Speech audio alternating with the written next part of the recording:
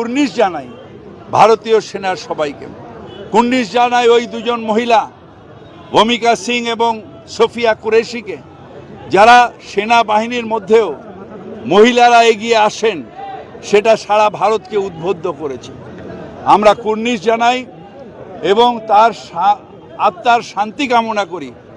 যারা এই যুদ্ধে টেরোরিস্টদের সাথে লড়াই করতে করতে মারা গেছেন, যেরকম আমাদের ঝন্টু আলী শেখ, অন্য যারা সেনাবাহিনীর যারা মারা গেছেন, বিএসএফের যারা মারা গেছেন, তাদের সবাইকে তাদের আত্মার সান্ত্বনা কামনা করি এবং বলি, তোমাদের রক্ত হবে না কো ব্যর্থ।